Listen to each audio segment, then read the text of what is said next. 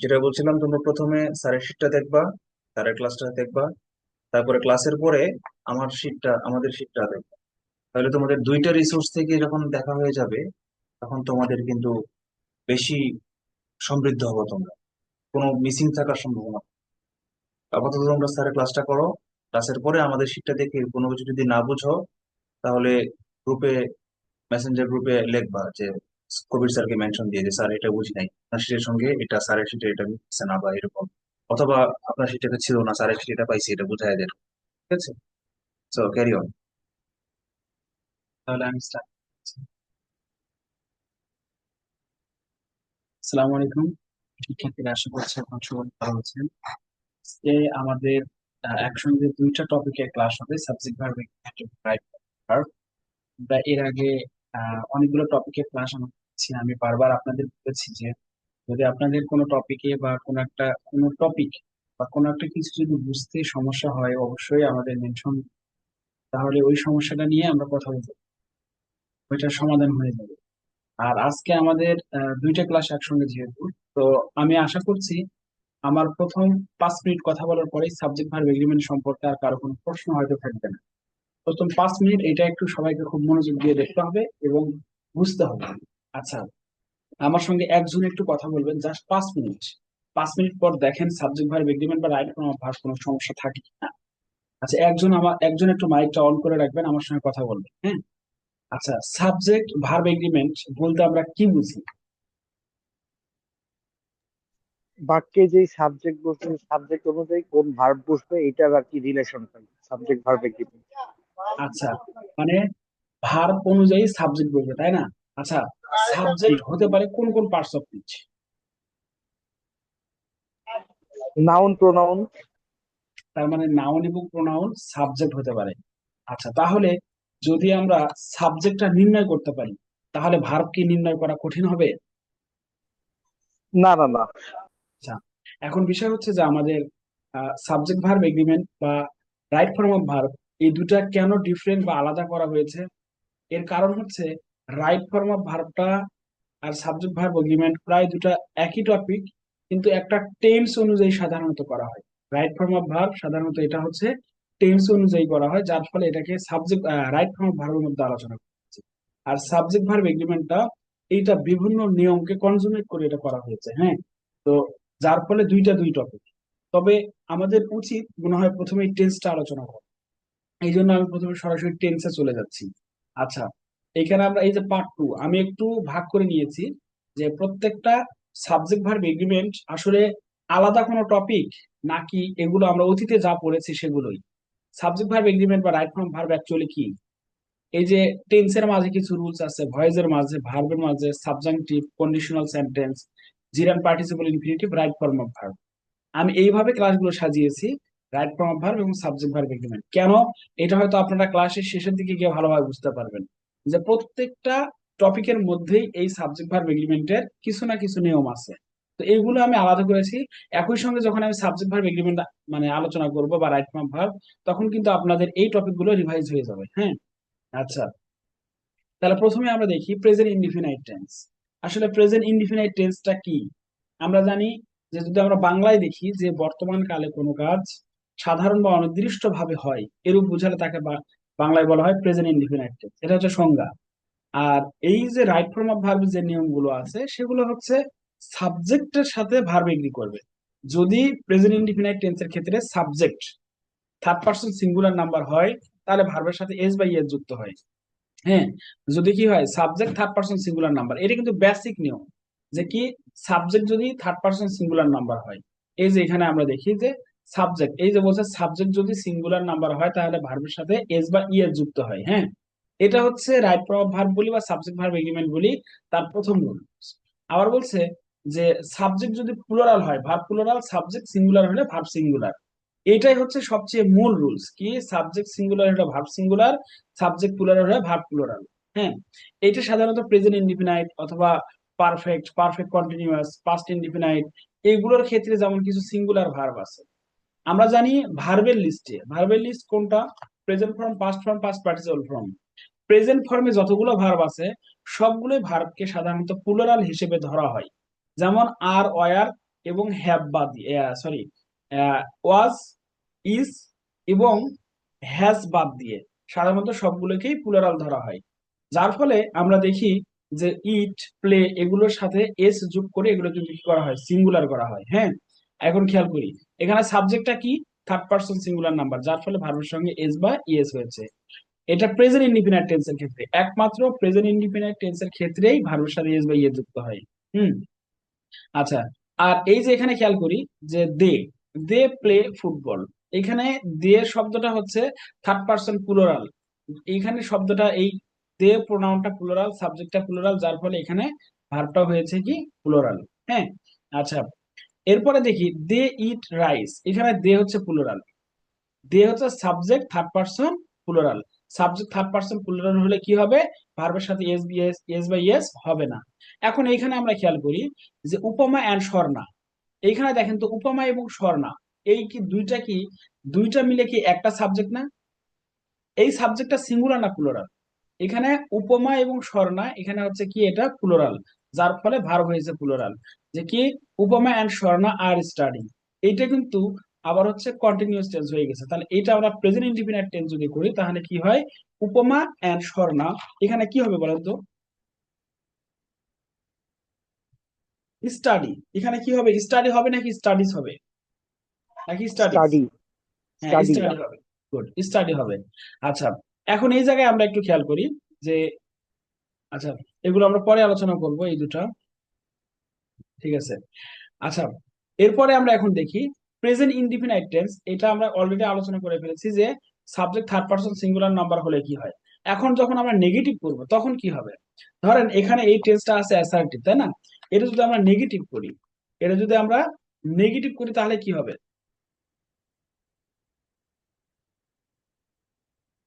এটা আমরা নেগেটিভ করলে কি হবে এই টেন্সটা, তাহলে কি হবে যে হি, হি ডাজন্ট ইট রাইস। হ্যাঁ, হি ডাজন্ট ইট রাইস, এখানে ডাজ কেন নিতে হবে? কারণ যে ভার্বের সাথে এস যুক্ত হয়েছে তাই। আর subject third person singular number. হ্যাঁ, এখানে সাবজেক্ট হচ্ছে থার্ড পারসন সিঙ্গুলার নাম্বার। হ্যাঁ, সাবজেক্ট হচ্ছে থার্ড পারসন সিঙ্গুলার নাম্বার, এই জন্য এখানে ভার্বের সাথে এস ইএস হয়েছে। হ্যাঁ, আর এই যে যখন এটার সঙ্গে এস ইএস হবে তখন কিন্তু এই যে এটার সঙ্গে এস বা ইএস দেওয়ার কোনো প্রয়োজন নেই। হ্যাঁ, এটা এখানে বলছে এই যে এই রুলসটা। আচ্ছা, এখন আমরা পরে দেখি পাস্ট টেন্স অথবা ফিউচার টেন্স। এখন কি বলছে, পাস্ট টেন্স অথবা ফিউচার টেন্স হলে ভার্বের সাথে এস ইএস যুক্ত হবে না। আমি এটা কিন্তু একটু আগেই বললাম যে শুধুমাত্র প্রেজেন্ট ইনডিফিনাইট টেন্সের ক্ষেত্রে ভার্বের সঙ্গে এস বা ইএস হবে, অন্যথায় অন্য কোনো টেন্সের ক্ষেত্রে কিন্তু ভার্বের সঙ্গে এস বা ইএস যুক্ত হবে না। এখন এখানে যে হি ওয়েন্ট স্কুল, এখানে অনেকেই মানে ভাববে কে রে, এখানে তো আমরা প্রেজেন্ট ইনডিফিনাইট টেন্সে আমরা পড়লাম যে ভার্বের সাথে এস বা ইএস হয় সাবজেক্ট থার্ড পারসন হলে, কিন্তু এইটা কি প্রেজেন্ট টেন্স? না, এটা হচ্ছে পাস্ট টেন্স। পাস্ট টেন্স কিভাবে হয়, পাস্ট টেন্সের গঠন কি, পাস্ট টেন্সের গঠন এইখান থেকে আমরা বের করতে পারবো, সাবজেক্ট, সাবজেক্ট, তারপরে হচ্ছে V two, subject V two, এরপরে হচ্ছে ডট ডট ডট এক্সটেনশন, তাই না? এই যে ভি টু সাব ভার্বের তিনটা ফর্ম, এটা তো আমরা সবাই মোটামুটি জানি যে ভার্বের হচ্ছে তিনটা form, present form, past form, past participle form. হ্যাঁ, এখন যদি এটা ভি টু হয় এইখানে তো তাহলে প্রেজেন্ট টেন্স না, এটা পাস্ট টেন্স, যার ফলে এটার সঙ্গে এস বাই এস হবে না। এইখানে দেখেন হি উইল গো, এখানে কি গোস হবে? হবে না, কেন? এটা ফিউচার টেন্স, ফিউচার টেন্সে ভার্বের সাথে এস বাই এস যুক্ত হবে না। আচ্ছা, এখন প্রেজেন্ট ইনডিফিনিট টেন্স আরেকটা বিষয় আছে, যদি চিরন্তন সত্য, আচ্ছা এটা বলেন তো, আমরা ওই যে কন্ডিশনাল সেন্টেন্সের মাঝে পড়েছিলাম কিনা, চিরন্তন সত্য, অভ্যাসগত কর্ম অথবা সাধারণ সত্য যদি বুঝায় তাহলে সেটা কি হবে, প্রেজেন্ট ইনডিফিনাইট টেন্স। আর একই সঙ্গে এই মানে যেহেতু এটা চিরন্তন সত্য হয়, অভ্যাসগত কর্ম হয়, এটা কি জিরো কন্ডিশনালে হয়। আমার কথা কি বুঝতে পেরেছেন?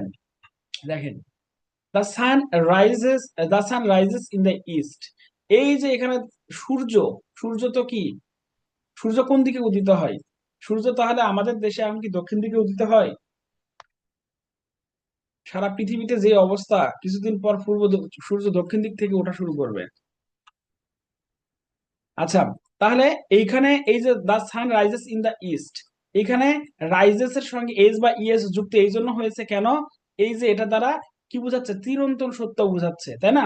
আবার আইস ফ্লোটস অন ওয়াটার, এইখানে আমরা জানি যে বরফ কি করে, বরফ কিন্তু হচ্ছে পানির উপরে ভাসে, তাই না? বরফ কি করে, পানির উপরে ভাসে। এটা কি চিরন্তন সত্য না? চিরন্তন সত্য।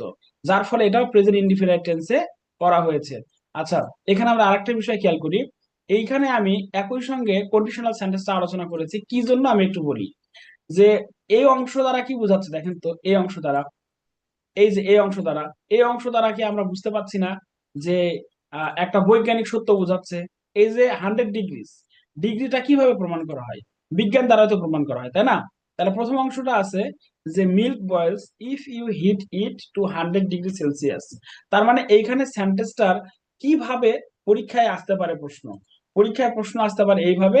আমি পরেরটা দিচ্ছি, ধরেন এই জায়গায় গ্যাপ আছে, এখানে আপনাকে ইউজ করতে হবে।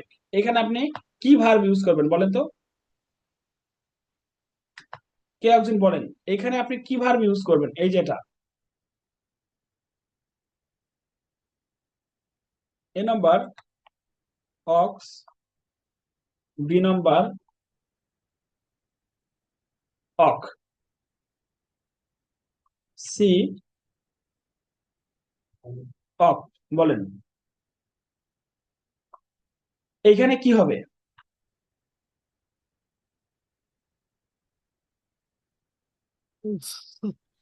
তাহলে এটা এ। হ্যাঁ, এটা ইয়ে হবে। কি জন্য? আমরা এইটা কিন্তু দেখতেছি যে হি ইউজুয়ালি ওয়ার্কস টু স্কুল, যে সে সচরাচর, এখানে ইউজুয়ালি আছে। আবার মতো আমাদের মনে রাখতে হবে, কোন সেন্টেন্সের মাঝে ইউজুয়ালি, অফেন, ন্যাচারালি, তারপর হচ্ছে সেলডম, এগুলো যদি থাকে সেটা সাধারণত প্রেজেন্ট ইনডিফিনিট টেন্সে অনুবাদ করতে হয়। এবং এই পুরো অংশটা দ্বারা আমরা দেখতে পাচ্ছি এটা হ্যাবিচুয়াল ফ্যাক্ট বোঝাচ্ছে, অভ্যাসগত কর্ম। হ্যাঁ, যার ফলে বলছে তার হাতে যদি পর্যাপ্ত সময় থাকে তাহলে সে হেঁটে স্কুলে যায়। যার ফলে এখানে আমরা এটা বলতে পারি কি, প্রেজেন্ট ইনডিফিনাইট টেন্সে আমরা অনুবাদ করতে পারি, বা প্রেজেন্ট ইনডিফিনাইট টেন্সে হবে। এখানে আমরা পরেরটা খেয়াল করি যে it gets dark if the sun goes down or set, বলছে যে ইট গেটস ডার্ক, বলছে অন্ধকার নেমে আসে, if the sun goes down or set, যদি সূর্য ডুবে যায়। হ্যাঁ, যদি সূর্য ডুবে যায় তাহলে অন্ধকার নেমে আসে। এই জায়গায় এই ভার্বটা থাক হচ্ছে মানে থাকবে না, এইখানে আপনাকে ভার্ব ইউজ করতে হবে। তার মানে আপনাকে বুঝতে হবে এখানে যেটা কোন কন্ডিশন। আচ্ছা বলেন তো, এই যে এই তিনটা থেকে যদি পরীক্ষায় প্রশ্ন আসে, যদি আপনি কন্ডিশনাল সেন্টেন্স না বোঝেন, তাহলে শুধু টেন্স বুঝে কি কখনো এটা লাভ হবে?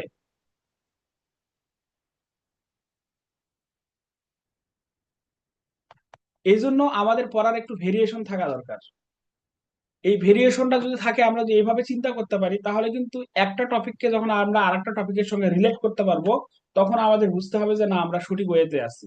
হ্যাঁ, এরপরে আমরা আসি ইফ প্লাস প্রেজেন্ট টেন্স, তারপর হচ্ছে ফিউচার টেন্স। বলেন তো এটা কোন কন্ডিশনাল সেন্টেন্স? কেউ বলতে পারবেন? এইটা কিন্তু এইটা কিন্তু আমাদের ফার্স্ট কন্ডিশন। আমরা জানি ফার্স্ট কন্ডিশন কি বোঝায়, যে একটা যদি ঘটে তাহলে ওইটার উপর নির্ভর করে আর একটা ঘটবে। হ্যাঁ, এইখানে বোঝাচ্ছে ইফ ইউ কাম, যদি তুমি আসো। এই অংশ দ্বারা কি চিরন্তন সত্য, অভ্যাসগত কর্ম, কোনো কিছু বোঝাচ্ছে না, কিছুই বুঝায়নি। যার ফলে এই পাশের যে টেন্সটা হবে এটা ফিউচার টেন্স, কারণ এটা ফার্স্ট কন্ডিশন। ফার্স্ট কন্ডিশন একটা যদি সত্য হয় বা ঘটে, তাহলে আর একটাও ঘটতে পারে বা ঘটার সম্ভাবনা আছে। হ্যাঁ, যার ফলে এটা হয়েছে এখানে হচ্ছে আই উইল গো, এখানে কি হয়েছে, আই উইল গো। হ্যাঁ, আচ্ছা, এরপরে আমরা খেয়াল করি ইফ ইউ ড্রিঙ্ক মিল্ক, যদি তুমি কি খাও, দুধ খাও, তাহলে ইউ উইল বি হেলদি। এখন এখানে বিষয় হচ্ছে যে অনেকে আছে যে মানে দুধ খায় কিন্তু পেট খারাপ হয়, এরকম এরকম অনেক আছে। হ্যাঁ, যে দুধ খাওয়ার পরে পেট খারাপ হয়, তার মানে এখানে কি সম্ভাবনা বোঝাচ্ছে? হ্যাঁ, যে যদি তুমি দুধ পান করো তাহলে ইউ উইল বি হেলদি, তুমি কি সুস্থ, মানে তুমি স্বাস্থ্যবান হবে, তাই না?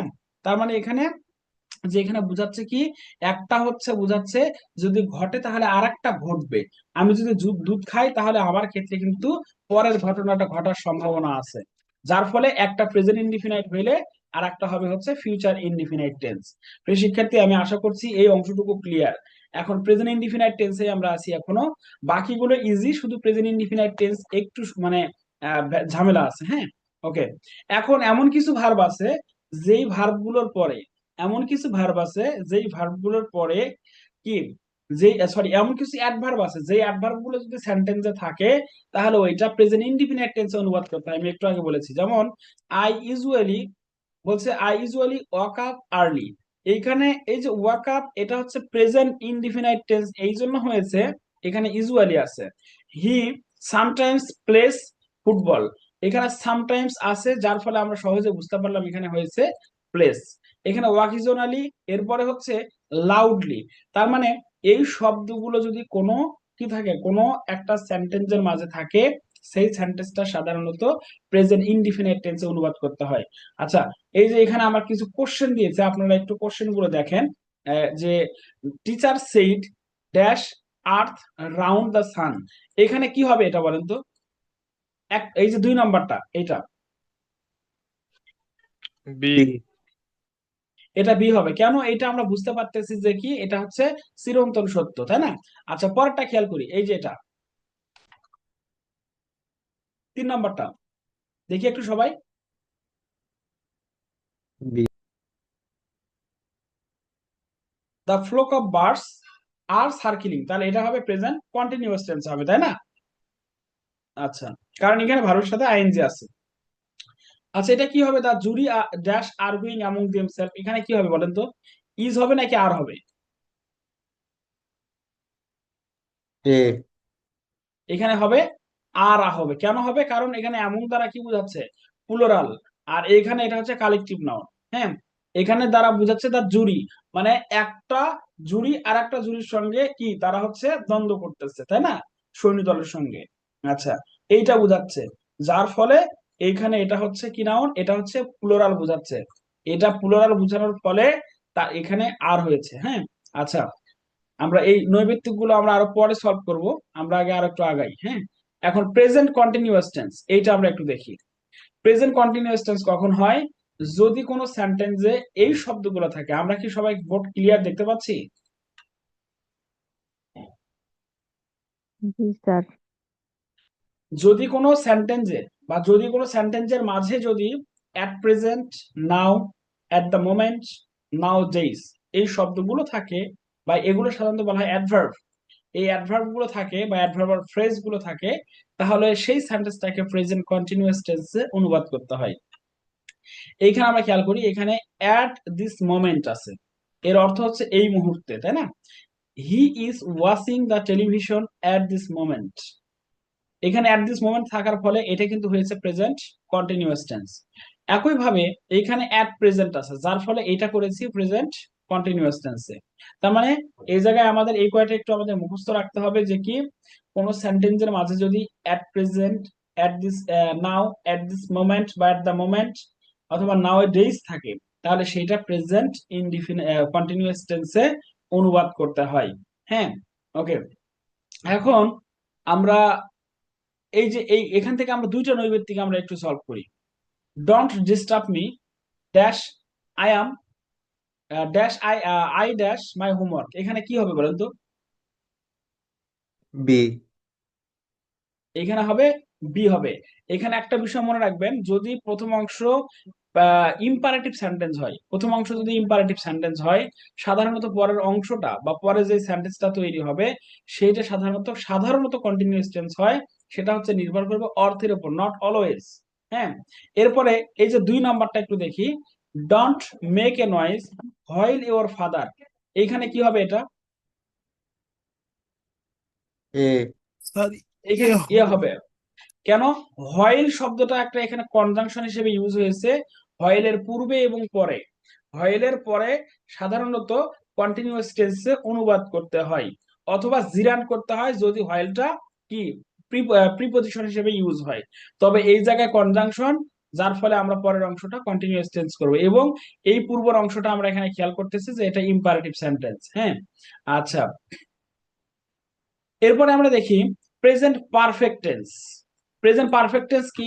যদি কোনো সেন্টেন্সে ইয়েট, তারপর হচ্ছে just, just now, recently, already, lately, ever ইত্যাদি মানে ওয়ার্ড থাকে, অর্থাৎ এগুলো সাধারণত আমরা জানি অ্যাডভার্ব, আমরা কিন্তু অ্যাডভার্বের মধ্যে এগুলো সব পড়েছি। আপনাদের মনে আছে কি এগুলো?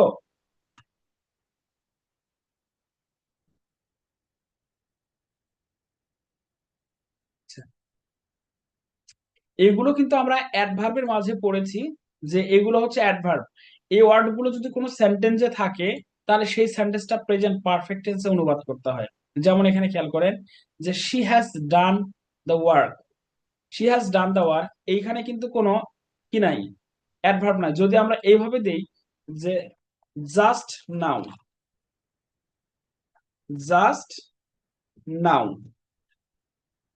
এটা হচ্ছে পারফেক্ট টেন্স। যদি এরকম জাস্ট নাও থাকে এবং এই জায়গায় যদি ফাঁকা থাকতো, তাহলে কিন্তু এই জায়গায় আমাদের হ্যাজই হইতো। হ্যাঁ, কারণ এইখানে জাস্ট নাওটা আছে। যেমন she has done the work just now. হ্যাঁ, আচ্ছা, দে হ্যাভ ইটেন রাইস, আমি সাধারণত এই দুটো উদাহরণ দিয়েছিলাম এই জন্য, এটা বোঝানোর জন্য প্রেজেন্ট পারফেক্ট টেন্সের গঠন হচ্ছে সাবজেক্ট হ্যাভ হ্যাজ তারপরে ভি3। আপনারা বোঝার সুবিধার্থে বা পড়ার সুবিধার্থে আপনারা কি করবেন, শুধু ভার্বটাকে মুখস্থ রাখবেন, যে হ্যাভ হ্যাজ, হ্যাভ হ্যাজ আপনারা এইভাবে করবেন যে হ্যাভ হ্যাজ ভি3, পাস্ট পারফেক্ট হ্যাড ভি3, future perfect shall have will have ভি3।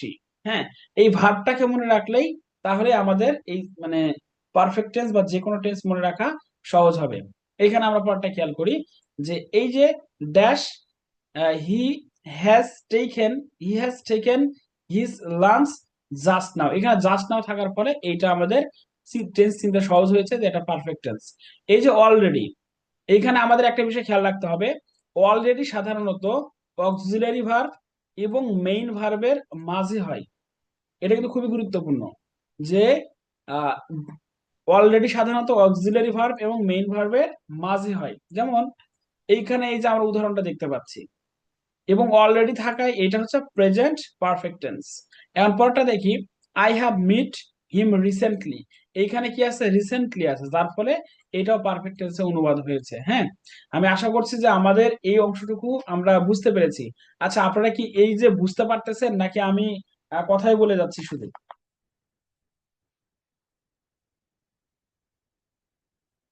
জি, বুঝতেছি। ওকে, আচ্ছা,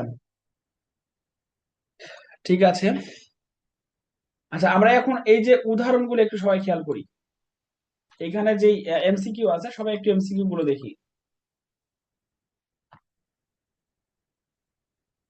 এই এমসিকিউ গুলো একটু আমরা সলভ করার চেষ্টা করি।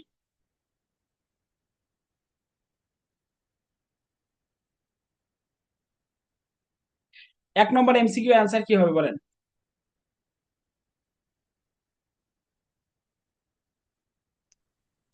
স্যার এ।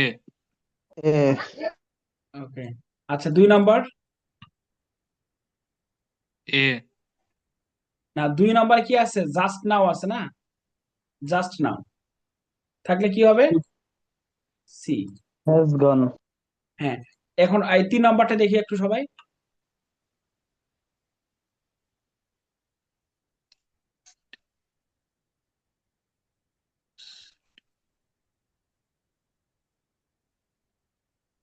বি। এটা বি হবে। এটা বি হবে, গুড। হ্যাঁ, পরেরটা কি হবে? এগুলো কিন্তু দেখেন, এই সবগুলো প্রশ্ন কিন্তু এই যে চাকরি পরীক্ষায় আসা, দেখছেন কি আপনারা? প্রাথমিক সহকারী শিক্ষক, তারপরে এই যে দুর্যোগ ব্যবস্থাপনা,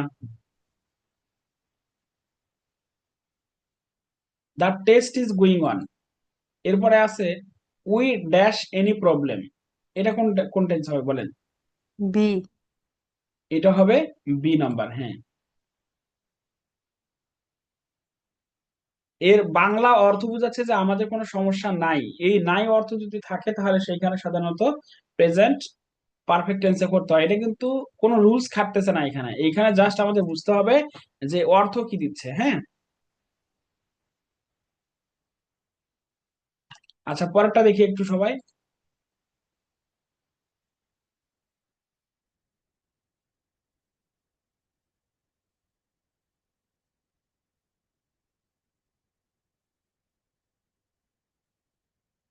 পাঁচ নাম্বারটা একটু বলি সবাই।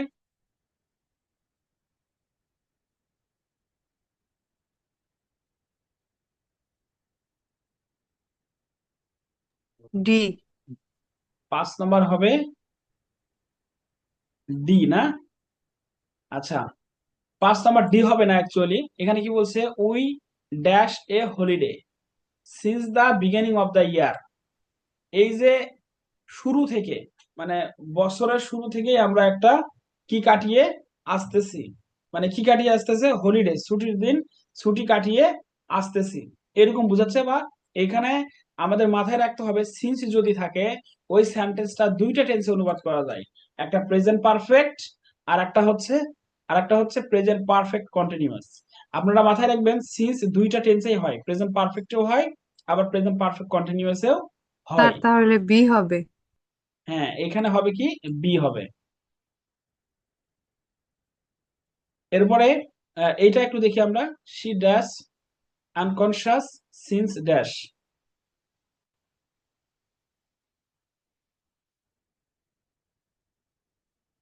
এখানে অপশনের মাঝেও কিন্তু একটু প্যাচ আছে, খেয়াল করেছেন কি, এখানে কিন্তু প্রেজেন্ট পারফেক্ট কন্টিনিউয়াস টেন্সের কোনো ইয়ে নাই, মানে ভার্ব নাই। যদি প্রেজেন্ট পারফেক্ট কন্টিনিউয়াস টেন্সের ভার্ব থাকতো তাহলে প্রেজেন্ট পারফেক্ট কন্টিনিউয়াসই কিন্তু হইতো। হ্যাঁ, এইখানে একটু এইখানে চেঞ্জ করে দিয়েছে, তাহলে এখানে কি হবে, শি হ্যাজ বিন। আচ্ছা, এখন আমরা দেখি present perfect continuous tense, for এবং সিন্সের ইউজ। আচ্ছা, এইটা একটু আমরা সবাই একটু আমরা অন্যভাবে বোঝার চেষ্টা করব, যে আমরা সিন্স আর ফর কোথায় ইউজ করব, সিন্স এবং ফর কোথায় ইউজ করব। হ্যাঁ, এইটা একটু আমরা সবাই একটু খেয়াল করি। আচ্ছা, মনে করেন এইটা একটা হচ্ছে কি, এইটা একটা রেখা, তাই না? এখন এইটা একটা পয়েন্ট দিলাম, এটা একটু সবাই আমরা বোঝার চেষ্টা করি। এইটা একটা পয়েন্ট আর এইটা একটা পয়েন্ট। হ্যাঁ, এখন এই জায়গায় আমি লিখলাম, এইখানে আমি লিখলাম যে 2025 সাল, আর এই জায়গায় লিখলাম 2030। এখানে 2025 দেই, এখানে দেই 2020।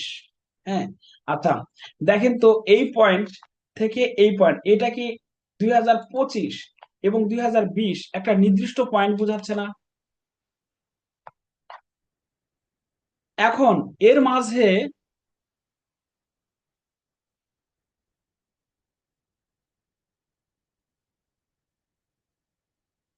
এখন খেয়াল করি আমরা, এটা খুবই গুরুত্বপূর্ণ, যার ফলে আমি একটু সময় নিয়ে আপনাদের এটা বোঝানোর চেষ্টা করতেছি।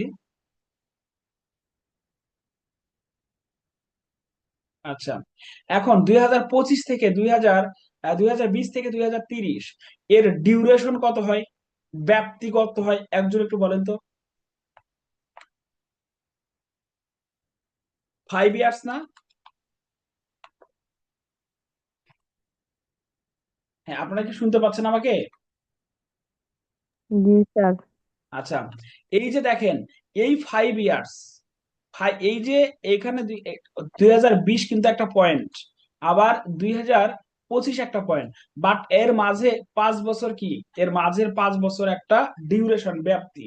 এর মাঝে যদি আমি বলি 3 ইয়ার্স, এটা একটা কি ব্যাপ্তি না? এখন আমাকে কেউ আপনারা জিজ্ঞাসা করলেন যে স্যার আপনি কত বছর 3 সালে ছিলেন বা ময়মনসিং ছিলেন, আমি বললাম 2 বছর। আপনি কি স্পেসিফিকলি বুঝতে পারলেন যে আসলে আমি কোন 2 বছর ছিলাম? যদি আপনাকে প্রশ্ন করা হয়, যে আমাকে প্রশ্ন করা হয় আপনি 30 সাল কত বছর ছিলেন, তাই না? এখন আমি যদি উত্তরটা এইভাবে দিতাম যে আমি 2021 সাল থেকে 2025 সাল পর্যন্ত 30 সালে ছিলাম, বা 30 সালে আসি। হ্যাঁ, 30 সালে আসি, সেই ক্ষেত্রে কিন্তু আমার নির্দিষ্ট হয়ে গেল, আপনারা একদম বুঝতে পারলেন যে আমি কত সাল থেকে কত সাল পর্যন্ত ময়মনসিংহ বা 30 সালে ছিলাম, তাই না? বা এখনো আছি। তো এখন এই জায়গায় আমাদের সবচেয়ে কনফিউশন হয় যে কোনটা ডিউরেশন আর কোনটা পয়েন্ট বোঝায়, যার ফলে আমি এটা আগে আপ করলাম, যে কি, যদি পয়েন্ট অফ টাইম বোঝায়, এখানে পয়েন্ট অফ টাইম বোঝালে হবে সিন্স, তাই না? পয়েন্ট অফ টাইম বোঝালে কি হবে, সিন্স। আর ফর কখন হবে, ফর যদি ব্যাপ্তি বোঝায়, ফর কখন হবে, ফর যদি ব্যাপ্তি বোঝায়। আচ্ছা, এগুলোর আবার অর্থ আছে। হ্যাঁ, এখন আমরা একটা উদাহরণ খেয়াল করি, এখানে সবাই একটু দেখি, যে দেখেন, যে এখানে একটা উদাহরণ, যে it has been raining, it has been raining, এইখানে ফর কেন হলো বলেন তো? এখানে ফর কেন হলো?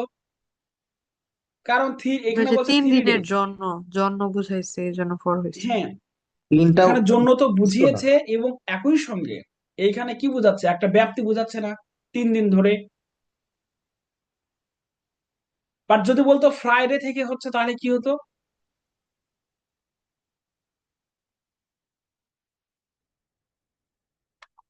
যদি ফ্রাইডে থেকে যদি হতো, এইটা হচ্ছে ধরে বা সিন্স ধরে বা যাবত বুঝালে ফর, কিন্তু হতে থেকে বুঝালে হবে সিন্স। হতে থেকে বুঝালে কি হয়? সিন্স।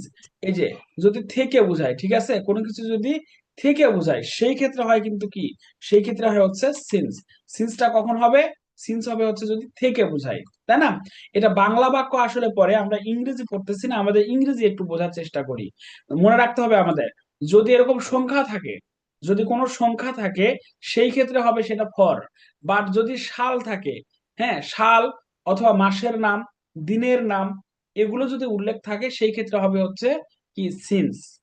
আমি আবারও বলছি, যদি সংখ্যা থাকে, এরকম সংখ্যা থাকে সেই ক্ষেত্রে হবে কি, সংখ্যাগুলো কি যদি ব্যাপ্তি বোঝায় সেই ক্ষেত্রে হবে হচ্ছে ফর।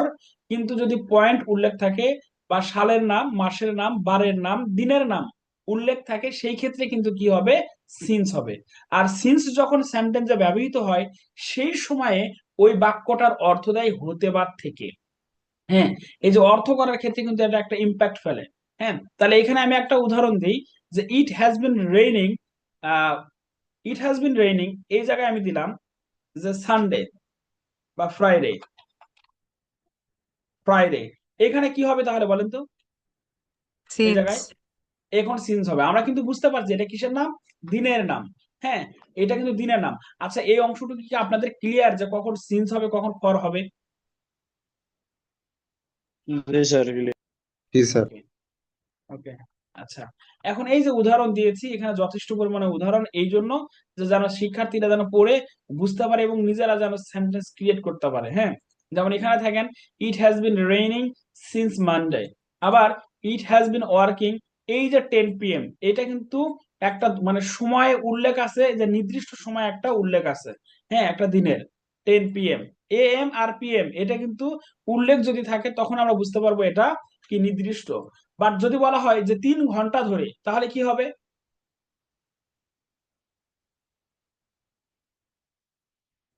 তখন ফর স্যার ফর হ্যাঁ, হবে ফর ফর। 3 আওয়ার্স। ওকে, ঠিক আছে। আচ্ছা, এরপরে আমরা একটু দেখি পাস্ট ইনডিফিনাইট টেন্স। আমরা তো ওটা সবাই বুঝতে পেরেছি নাকি? জি স্যার।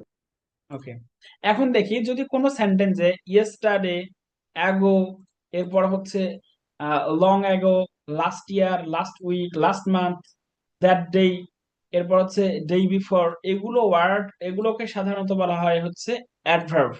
এই অ্যাডভার্বাল ওয়ার্ড গুলো যদি কোনো সেন্টেন্সের মাঝে থাকে, ওই সেন্টেন্সটাকে সাধারণত পাস্ট ইনডিফিনাইট টেন্সে কি করতে হয়, কনভার্ট করতে হয়, তাই না? এইখানে আমরা খেয়াল করি এই যে লং অ্যাগো আছে, যার ফলে এই সেন্টেন্সটা হয়েছে পাস্ট ইনডিফিনাইট। আমরা জানি পাস্ট ইনডিফিনাইট টেন্সের গঠন কি, V2 থাকে, সাবজেক্ট V2, সাবজেক্ট V2। হ্যাঁ, এরপরে একটু আমরা খেয়াল করি, আই ওয়েন্ট টু কক্সেস বাজার লাস্ট মান্থ, এই যে লাস্ট মান্থ আছে, যার ফলে এটা হয়েছে পাস্ট ইনডিফিনাইট টেন্স। এরপরে খেয়াল করি, এ লং টাইম অ্যাগো, যে অনেক দিন আগে, there lived a poor farmer, এখানে এই যে লিভড, পোর ফার্মার, লিভড এই জন্য হয়েছে, এখানে আছে এ লং টাইম অ্যাগো। এরপরে মারিয়া ডিড নট। আচ্ছা, এরপরে একটু আমরা দেখি প্রেজেন্ট কন্টিনিউয়াস টেন্স কখন হয়। এই যে যদি কোনো সেন্টেন্সের মাঝে যদি হয়েল এই শব্দটা থাকে, পাস্ট কন্টিনিউয়াস, তখন ওই সেন্টেন্সটাকে সাধারণত পাস্ট কন্টিনিউয়াস টেন্স করতে হয় যদি অতীতের কোনো একটা সময়কে নির্দেশ করে। হ্যাঁ, আমরা এখানে খেয়াল করি যে while walking through the zoo, হ্যাঁ, I I saw I saw a snake. এখন বিষয় হচ্ছে এইখানে কিন্তু হোয়েল শব্দটা হচ্ছে প্রিপজিশন, এইখানে কিন্তু কনজাংশন নাই। বাট যদি এই হোয়েল শব্দটা কনজাংশন হিসেবে ইউজ হয়, এখানে খেয়াল করেন, হোয়েল ইট ওয়াজ রেইনিং, বলছে যখন বৃষ্টি হচ্ছিল, I was watching a movie, আমি তখন একটি মুভি দেখছিলাম বা দেখতেছিলাম। যদি প্রথম অংশ, হোয়েলের পরে যদি প্রথম অংশ কন্টিনিউয়াস টেন্স হয়, পরের অংশ সাধারণত কন্টিনিউয়াস টেন্স করতে হয়। কোন কন্টিনিউয়াস? Past continuous. মনে রাখতে হবে যে কোনো একটা পাস্ট কন্টিনিউয়াস টেন্সে থাকবে। যে কোনো একটা। আর হয়েলের পরে অনেক সময় দেখা যায় প্রেজেন্ট কন্টিনিউয়াস টেন্সও হয়। সেটা ডিপেন্ড করবে একটা সেন্টেন্স কোন টেন্সে আছে। একটা সেন্টেন্স যদি কন্টিনিউয়াস হয় আর একটা কন্টিনিউয়াস হওয়ার সম্ভাবনা থাকে, পসিবিলিটি থাকে। হ্যাঁ, আচ্ছা। এরপরে আমরা এখন খেয়াল করি যে past perfect tense, before after কি শুধু পাস্ট পারফেক্টে হয় না, বিফোর আফটার হয় যে কোনো টেন্সে হতে পারে। তবে এখানে একটা বিষয় আছে, যদি আমরা দেখি যে আমরা যদি দেখি এই বিফোরের পরের অংশটুকু পাস্ট টেন্স আছে, তাহলে পূর্বের অংশ করতে হবে পাস্ট পারফেক্ট। বা যদি দেখি বিফোরের পূর্বের অংশ আছে হচ্ছে যদি আমরা দেখি যে বিফোরের পূর্বের অংশই আছে হচ্ছে পাস্ট ইনডিফিনাইট, তাহলে পরের অংশটা করতে হবে পাস্ট পারফেক্ট। এটা আমাদের মনে রাখতে হবে, যে কোনো একটা পাস্ট ইনডিফিনাইট বা পাস্ট পারফেক্ট হলে তার বিপরীতটা হবে। যদি পাস্ট ইনডিফিনাইট হয় তাহলে আরেকটা হবে পাস্ট পারফেক্ট, যদি একটা পাস্ট পারফেক্ট হয় তাহলে আরেকটা হবে পাস্ট ইনডিফিনাইট। প্রিয় শিক্ষার্থী, আমি আশা করছি এই অংশটুকু বুঝতে পেরেছেন। তাহলে কখন বিফোর আর কখন আফটার হয় এই ইউজটা আমাদের জানা একটু জরুরি। মনে রাখতে হবে যে বিফোর ওই সেন্টেন্স ইউজ হবে যেই সেন্টেন্সে দেখা যাবে কোন কাজটা আগে ঘটতেছে। আমরা যদি বাংলা থেকে অনুবাদ করি, আসলে আমাদের এখানে সাবজেক্ট ভার্ব এগ্রিমেন্টের ক্লাস, তো আমাদের আসলে ওই অনুবাদের দিকে গেলে আবার ক্লাসটা অনেক লেন্দি হয়ে যাবে, যার জন্য আমি অনুবাদটা একটু স্কিপ করছি। হ্যাঁ, ওগুলো আমরা অনুবাদের ক্লাসে বা ফ্রি হ্যান্ড রাইটিং এর ক্লাসে ওগুলো আমরা পড়ে ফেলবো। আচ্ছা, এরপরে আচ্ছা, এই ছিল আমাদের হচ্ছে টেন্সের আলোচনা, যেটাকে বলা হয় হচ্ছে রাইট ফর্ম অফ ভার্ব। হ্যাঁ, আপনারা বিভিন্ন বইয়ে পাবেন যে অনেকগুলো রুলস তৈরি করা আছে। অ্যাকচুয়ালি আসলে এগুলো অনেকগুলো কোনো রুলস না, এগুলো স্বাভাবিকভাবে যদি আমরা চিন্তা করি তাহলে এই টেন্স এই কয়টার মধ্যে সীমাবদ্ধ। আচ্ছা, এখন আসেন আমি বলি, ভাই জাস্ট এখানে আমার সঙ্গে একটু কয়েক সেকেন্ড কথা বলবেন, তাহলেই সাবজেক্ট ভার্ব এগ্রিমেন্টটা শেষ হবে, আপনারা নিজেই পারবেন। আমার সঙ্গে একটু কথা বলবেন একজন ভাই, প্লিজ। হ্যাঁ, আচ্ছা।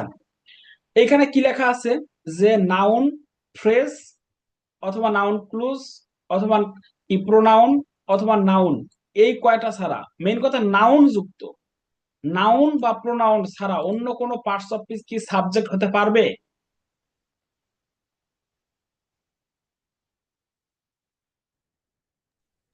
না। না sir.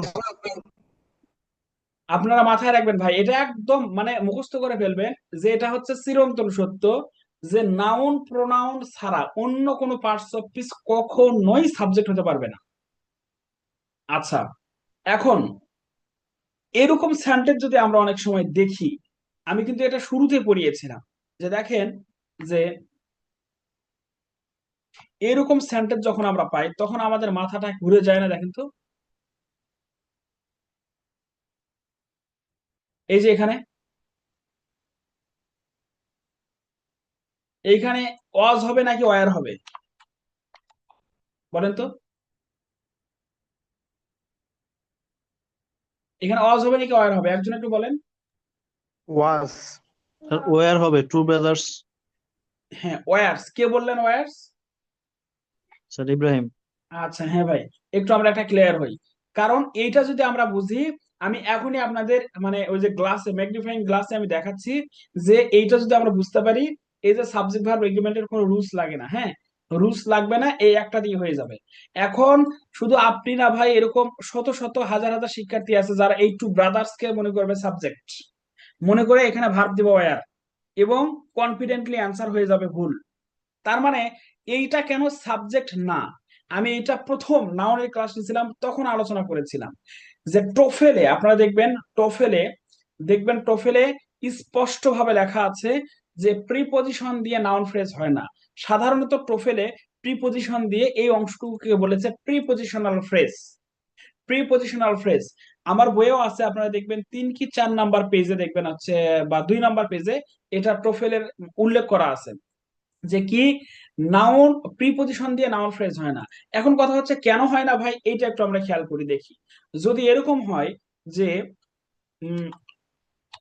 Some of the girls, এই অংশটুকুর অর্থ কি কেউ বলতে পারবেন?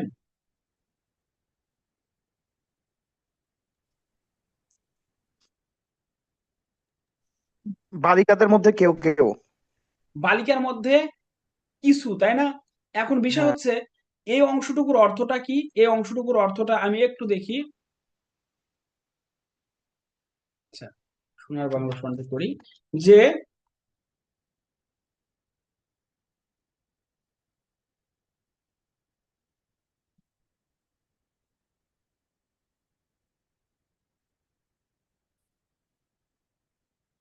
বালিকাদের বালিকা গুলোর, না গুলোর দিয়ে ভালো হবে, গুলোর কেউ, বালিকা গুলোর কিছু কিছু। আচ্ছা, এখন এখানে খেয়াল করি তো আমরা যে এই যে অফ শব্দের অর্থ কি? অফ শব্দের অর্থ র বা এর না? অফ জি শব্দের অর্থ কি র বা এর না?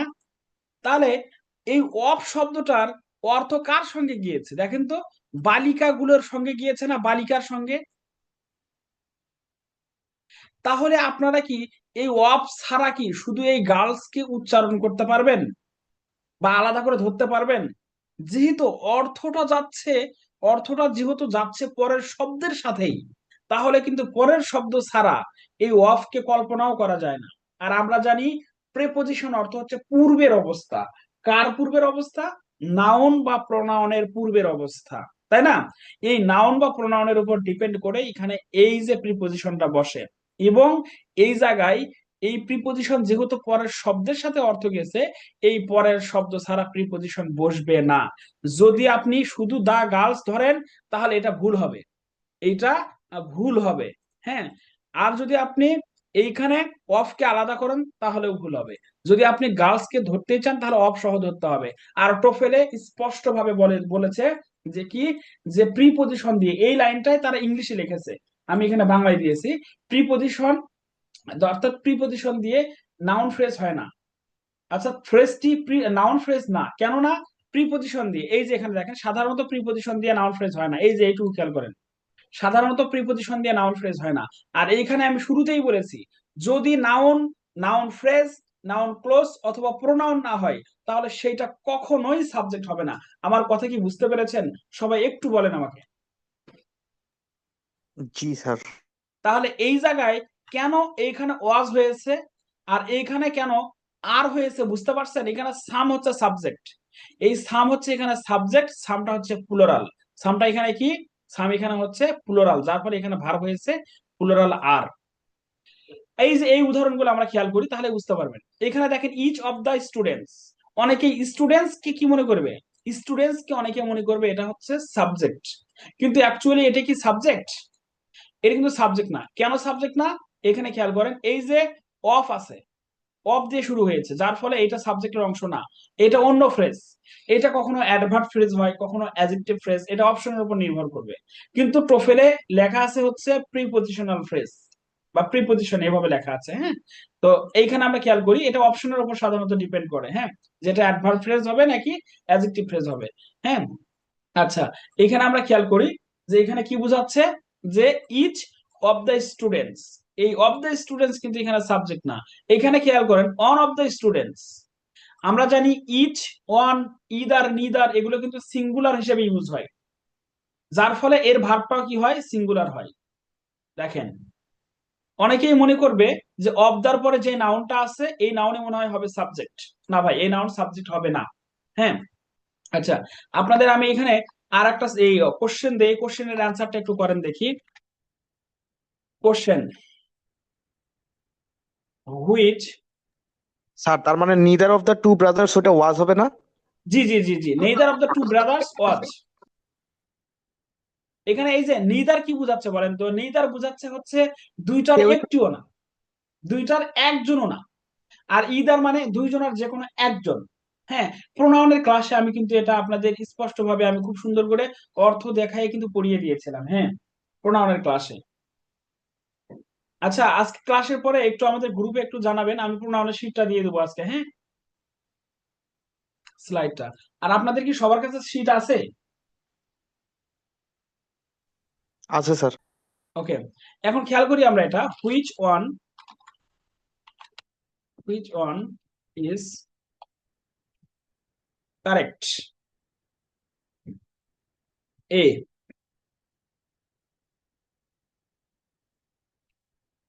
আমরা দেখি যে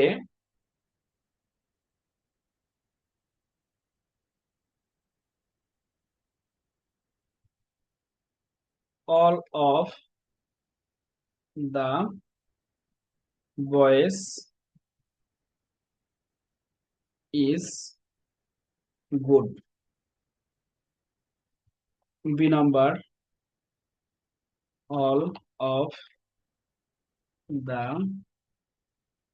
বয় are good. C number, all of the boys are good. বলেন তো এখানে সঠিক অ্যান্সার কোনটা হবে? C C. সঠিক অ্যান্সার হবে সি। সঠিক অ্যান্সার কোনটা হবে এখানে? সি। সি। কেন সি হবে বলেন তো এখানে? বাকি দুইটা ভুল কেন? এই দুটো ভুল কেন?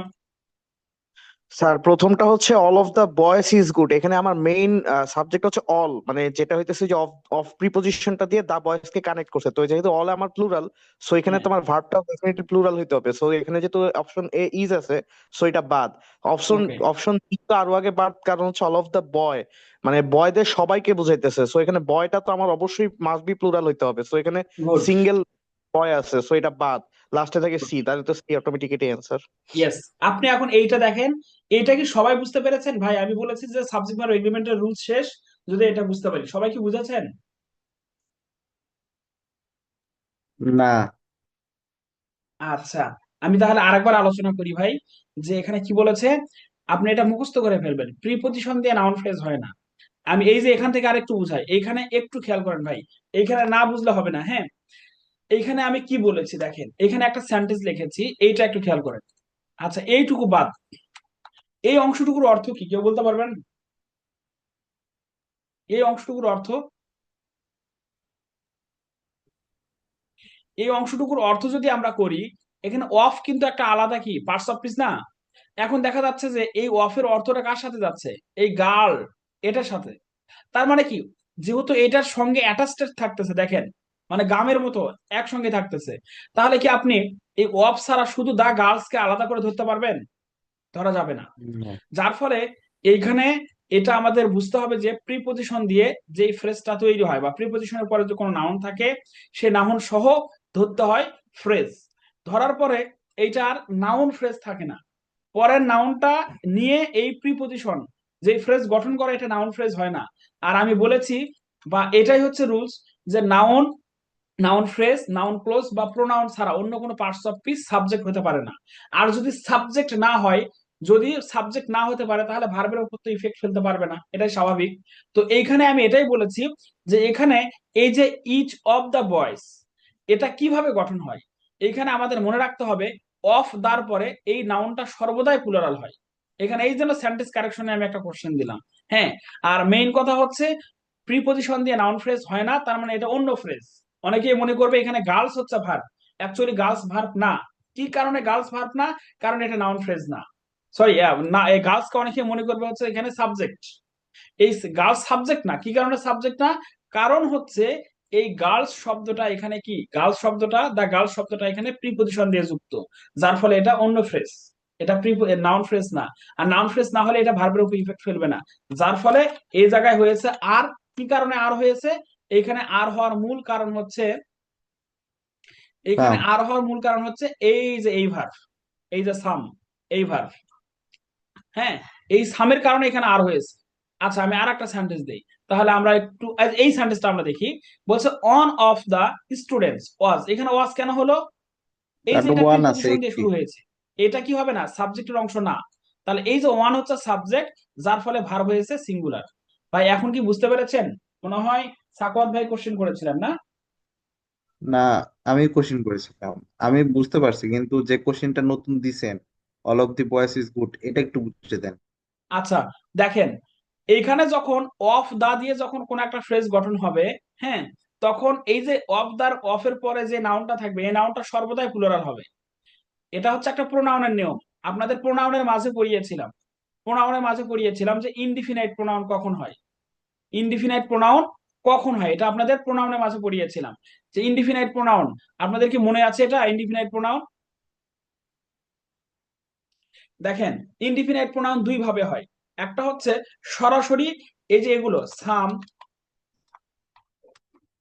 সাম, মেনি, ফিউ, লিটল, এই শব্দগুলো কি, এই শব্দগুলো হচ্ছে, এই শব্দগুলো থাকবে এবং এরপরে কি থাকবে জানেন, এরপরে থাকবে হচ্ছে অফ অথবা অফ দি। হ্যাঁ, এরপরে কি থাকবে, এরপরে যে নাউনটা হবে, সরি, অফ অথবা অফ দি, এরপরে যে নাউন হবে অলওয়েজ প্লুরাল, অলওয়েজ প্লুরাল। তাহলে এইখানে এই নাউনটা যদি কখনো সিঙ্গুলার হয় তাহলে সেন্টেন্স কি কারেকশনে ভুল থাকবে কিনা, ভুল থাকবে। হ্যাঁ, তখন এই যে অফ বা অফ দা যদি মাঝখানে থাকে তখন এই যে এই শব্দগুলো হয় হচ্ছে প্রোনাউন। হ্যাঁ, এইখানে দেখেন একইভাবে এইটা হচ্ছে প্রোনাউন কিন্তু এই বয়টা হচ্ছে কি প্লুরাল, ঠিক আছে, কিন্তু এইখানে এই যে এই অংশটুকু কিন্তু কি না, এই অংশটুকু সাবজেক্টের অংশ না, যার ফলে এইখানে এই ইজ হওয়ার কথা আর এই অল অনুযায়ী, কারণ অল এখানে প্রোনাউন। এখানে খেয়াল করেন অল অফ দ্য বয়, এখানে ভুল কোথায়, নাইম প্রশ্ন করেছিলেন, আপনি একটু বলেন তো এখানে ভুল কোথায়, আপনি বলেন এখন।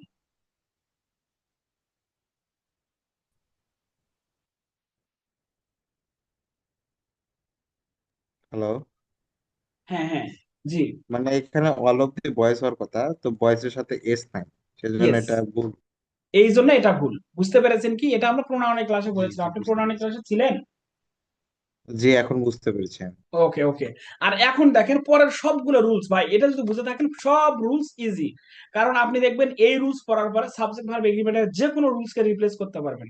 আপনার মাথায় রাখতে হবে প্রিপজিশন দিয়ে নাউন ফ্রেজ হয় না, নাউন ফ্রেজ না হলে সেটা কিনা সাবজেক্টের অংশ না, যে কোনো একটা। এখন দেখবেন এই রুলস গুলো দেখবেন এগুলো বা বিভিন্ন বইয়ে রুলস হিসেবে আছে, each of, one of, some of. ভাই এই যে ইচ অফ সাম অফ এইটা না, এটা প্রোনাউনের নিয়ম, কিন্তু বাংলাদেশের গ্রামারিয়ানরা কি করেছে, এটা রুলস বানাইছে। এটা তারাই ভালো জানে যে তারা কিভাবে রুলস বানাইছে, কিভাবে। এখন একটু খেয়াল করেন, আমি বলি এইখানে বলেন তো এই যে ভার্বটা ওয়াজ কেন হয়েছে, যে কোনো একজন বলেন, বলেন। স্যার প্রথমে ইস থাকার কারণে। ইজ হচ্ছে সিঙ্গুলার, কিন্তু এই যে এখানে তো এটা সাবজেক্টের অংশ না, এটা ধরতে পেরেছেন নাকি? জি জি জি স্যার, বুঝতে পেরেছি। গুড। তাহলে এটা কি আলাদা রুলসের প্রয়োজন আছে? না এটার জন্য স্যার। কি আলাদা কিন্তু রুলসের প্রয়োজন নাই। হ্যাঁ, এখন এই জায়গায় এখানে ওয়াজ কেন হলো বলেন, কারণ এখানে এই যে অফ দা স্টুডেন্টস আছে, এটা তো সাবজেক্টের অংশ না, যার ফলে জি জি। এখানে অনের কারণে ওয়াজ হয়েছে, বুঝতে পেরেছেন কি? জি। আচ্ছা, এটা কি কঠিন? না, কঠিন না। আপাতত ঠিক আছে। হ্যাঁ, এখন ভাই এই একটা নিয়ম যদি আপনাদের মাথায় থাকে, আমি আপনাদের বললাম যে আপনারা এটা মিলাই নিবেন, যে কোনো সাবজেক্ট ভার্ব এগ্রিমেন্ট যে কোনো রুলস ইজি। এরপর আমরা খেয়াল করি 2 মাইলস, এখানে 2 মাইলস কি বোঝাচ্ছে, একক বোঝাচ্ছে। 2 মাইলস বলতে 1 থেকে 20 পর্যন্ত না, 20 একটা সংখ্যা বোঝাচ্ছে। 20 কয়টা সংখ্যা, 20 মাইলস, 20 একটা সংখ্যা না, 20 কি একটা সংখ্যা না, 20 যদি একটা সংখ্যা হয়, এখানে 20 মাইলস বলতে বোঝাচ্ছে 20 কিলোমিটার। 20 কিলোমিটার কি একটা একক বোঝাচ্ছে না, যার ফলে এরপরে ভার্বটা হবে সিঙ্গুলার। এটা দেখবেন যে হচ্ছে নাউনের মধ্যে আলোচনা আছে এই 20 মাইলস। হ্যাঁ, এটা নাউনের মধ্যে আলোচনা দেখবেন আপনারা। এটা কি বোঝাচ্ছে যে অনেকগুলো মাইলের সমষ্টি, এটা কালেকটিভ নাউনের মধ্যে সাধারণত আলোচনা করা হয়েছে। এখানে দেখেন 200 মাইলস, এখানে 200, অনেকে মনে করবে যে 200 আছে, 200 মাইলস, তার মানে এটা কি হবে, এটা মনে হয় হবে হচ্ছে প্লুরাল হবে না, এইটা 200 200 একটা সংখ্যাকেই বোঝাচ্ছে, 1 থেকে 200 না, 1 থেকে কিন্তু 200 পর্যন্ত বোঝায়নি, এটা বোঝাচ্ছে শুধু 200 সংখ্যাটাকে। হ্যাঁ, 200 মাইলস, যার ফলে এইখানে এটা সিঙ্গুলার এবং ভার্ব হয়েছে সিঙ্গুলার। তার মানে কি সাবজেক্ট নির্ণয় করতে পারাটা খুবই গুরুত্বপূর্ণ। আর যদি এগুলো আমরা নাউনের মধ্যে পড়তে পারতাম তাহলে আরো ভালো হইতো, তাই না? কিন্তু আমরা হচ্ছে ফাঁকিবাজি করি নাউনে গিয়ে, আমরা মনে করি নাউন একটা সাধারণ একটা টপিক, নাউন সাধারণ না, নাউন একটা অসাধারণ টপিক। নাউন এবং প্রোনাউনের মাঝে ভাই এখন কি আপনারা বুঝতে পারতেছেন যে এই যে সাবজেক্ট ভার্ব এগ্রিমেন্টের রুলস আসলে কার মধ্যে আছে, নাউনের মাঝে আছে, নাউনের মাঝে আছে। হ্যাঁ, এই যে ইব্রাহিম ভাই আপনার কাছে হয়তো পার্টস অফ ফিজিক্যাল গ্রামার বইটা আছে, আপনি দেখবেন যে আমি যেগুলো পড়াচ্ছি এগুলো নাউন প্রোনাউনের মধ্যে আপনি পান কিনা।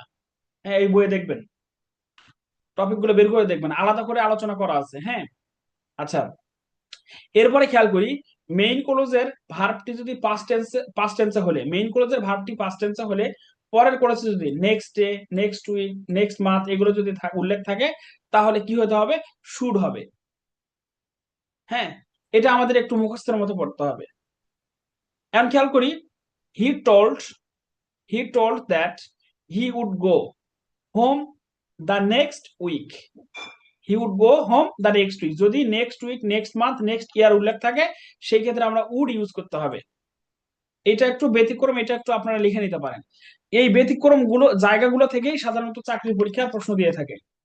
কিন্তু আমরা সাবজেক্ট ভার্ব এগ্রিমেন্টের হাজার হাজার রুলস পড়ি, এত রুলস পড়ে আসলে কোনো লাভ হয় না। হ্যাঁ, আচ্ছা, এটা আমরা আরেকটা কথা বলতে পারি, মেইন ক্লোজটা কোন টেন্সে আছে? পাস্ট টেন্সে আছে না? এবং পরের ক্লোজ পাস্ট টেন্সে হবে, এটাই স্বাভাবিক। উড কিন্তু ভার্বের পাস্ট ফর্ম। আচ্ছা, এখন আমরা দেখি যে এখানে he was so ill that he would not go to school.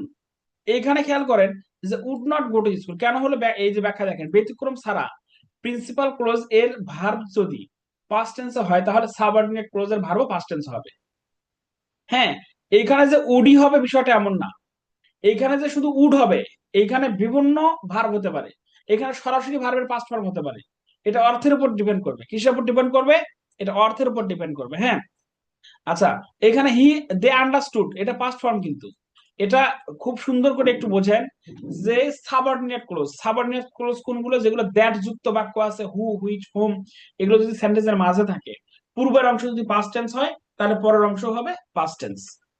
এটা আপনারা একটু সহজ কথায় মাথায় রাখবেন। কিন্তু তার মধ্যে ব্যতিক্রম আছে। এই যে ব্যতিক্রম হচ্ছে এটাই, এই যে 3 নম্বর, এটাই হচ্ছে ব্যতিক্রম, যেটাতে উডি হবে। হ্যাঁ, আচ্ছা, আমরা কিন্তু টেন্স ইতিমধ্যে পড়েছি, তাই না? এখন আপনাদের আমি বলবো ভাই, আপনাদের যেই অংশটুকু পড়ালাম আপনারা এখন কাইন্ডলি কি করবেন, যে বই বের করবেন, বাসায় বের করে আপনারা একটু প্র্যাকটিস করবেন, দেখেন পারা যায় কিনা। তবে একটা জাস্ট ব্যতিক্রম নিয়ম আছে, আমি এটা একটু আপনাদের সঙ্গে আলোচনা করি। হ্যাঁ, আচ্ছা, সেটা কি? দেখেন, যদি এরকম হয় যে Ibrahim Ibrahim an active student is doing great. আচ্ছা, এখানে বলেন তো, এখানে ইজ হবে নাকি আর হবে? ইজ ইজ হবে ইজ স্যার। হবে। এখানে আর কেন হবে না? আর ইব্রাহিম একজন স্টুডেন্টকে ইন্ডিকেট করতেছে সিঙ্গুলার সাবজেক্টের জন্য। আচ্ছা, এখন আর একটা দিই, যে পরিমণি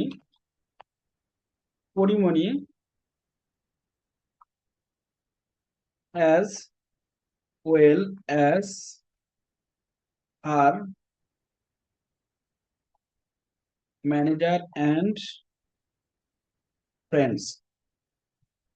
ফ্রেন্ডস এখানে ইজ হবে নাকি আর হবে বলেন? বলেন, ইজ মেবি। এখানে ইজ কেন হবে? কারণ অ্যাজ ওয়েল অ্যাজ দিয়ে মানে একাধিক সাবজেক্ট যুক্ত থাকলে জাস্ট একটা সিঙ্গুলার সাবজেক্ট প্রথম সাবজেক্টকে ইন্ডিকেট করে, যতদূর মনে পড়ে স্যার। এগুলো আমরা এযাবৎ মুখস্থ করে ফেলছি না, কিন্তু দেখেন তো এই অংশটুকু সাবজেক্ট থেকে, এই অংশটুকু এই নাউন থেকে কি আলাদা না? এই নাউন থেকে বুঝলাম আলাদা না? বুঝলাম না এখন স্যার কি। এই যে এই অংশটুকু, এই যে এই অংশ, এটা দেখেন আন্ডারলাইন যুক্ত অংশটুকু, এটা কি এই যে আলাদা করা হয়েছে না কমা দিয়ে, হ্যাঁ হ্যাঁ হ্যাঁ। সাবজেক্ট আর ভার্ব থেকে? আচ্ছা, এখন আমরা খেয়াল করি তো, যে as well as her manager and friends, এই অংশটুকু কাকে মানে বুঝাচ্ছে? পরিমণিকেই বুঝাচ্ছে না? দেখেন তো, যে পরিমণি, জি। মানে পরিমণিকে নির্দেশ করতেছে কিভাবে, যে এইটা হচ্ছে পরিমণির উপরে একটা দায়িত্ব দিয়ে দিচ্ছে, যে পরিমণি যদি না যায় তাহলে তারাও কিন্তু যাবে না। তার মানে এখানে মূল কর্তা হচ্ছে পরিমণি। এখানে চমৎকার একটা ব্যাখ্যা আছে, সেই ব্যাখ্যাটা কি? আপনারা অ্যাপোজিটিভ কখনো পড়েছিলেন? অ্যাপোজিটিভ, জি, অ্যাপোজিশন একই ব্যক্তির একাধিক পরিচয়। এই যে এই অ্যাপোজিশন কখনো কি হয় না, এটা কখনো সাবজেক্ট হতে পারে না। কি কারণে? এইটা, এই যে সাবজেক্টের আর একটা পরিচয়, এই সাবজেক্টের আর একটা পরিচয়, কিন্তু এটা কি সাবজেক্ট? সাবজেক্টের পরিচয় কি কখনো সাবজেক্ট হতে পারে? বা নাউনের পরিচয় কি কখনো মানে এই যে কর্তা হিসেবে বুঝতে পারে? না স্যার। এখানে একটা ডেজিগনেশন ভাবেন, যে এখানে একটা ব্যক্তি মানে বসে আছে এবং তার ডেজিগনেশন, তার ডেজিগনেশনের চেয়ে ইম্পর্টেন্ট হচ্ছে এই ব্যক্তিটা। হ্যাঁ, কারণ এই ব্যক্তিটা এই ক্ষেত্রে এখানে ভার্বের কাজটা সম্পাদন করতেছে। আপনারা কি বুঝতে পেরেছেন যে এই অংশটুকু কেন সাবজেক্টের? এই অংশ দেখবেন যে অনেক বইয়ে আমি দেখেছি এটা ভুল ভাবে লেখা আছে, যে টুগেদার উইথ, একসঙ্গে লেখা আছে না। টুগেদার উইথ যদি থাকে এইভাবে হবে, দেখেন যে হি, বা এখানে যদি দেই ইভা, এখানে কমা হবে। হ্যাঁ, টুগেদার উইথ হার ফ্রেন্ডস, এখানেও কমা হয়, তারপরে আর একটা ভার্ব হয়, ভার্ব ইজ। কথা কি বুঝতে পারছেন? দেখবেন এইভাবে লেখা আছে। আপনারা অন্য কোনো বই ফলো না করে ডাইরেক্ট প্রোফাইলে দেখবেন যে এইভাবে হুবহুব লেখা আছে, যে এখানে সাবজেক্টটাকে সেপারেট করতে হয় এবং ভার্বটাকে সেপারেট করা হয়।